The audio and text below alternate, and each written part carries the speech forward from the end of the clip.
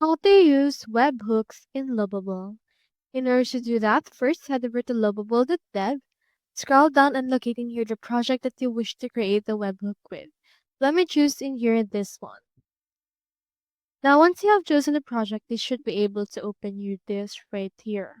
So what we can do is we can head over and then click onto this icon right here, which is the arrow down icon. Then you can head over right here to your settings. And then in here you can see all of the things that you can actually do. Under this is the integration principle base and GitHub right here. Now in this part, you can actually also use your make.com. You can head over here to a new tab and head over to make.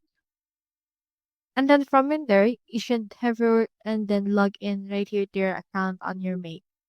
Once you're in there, you just need to head over and then create the webhook using make, and we will utilize Lovable for the source of that particular webhook. So into this part, head over and then just click on to the actual create scenario option. Click on this, and then from in there, wait for this to load. Once it's done loading, you can head over and click onto this plus, and then into the search bar right here, search in here for webhook. You can see in here this custom webhook. Click onto this, and then it will open in here this window. Just choose in here a hook that you want, or you can also add a new hook. And then you can actually integrate this webhook to your actual Lovable. So that's all there is today, and I hope this video helped you out.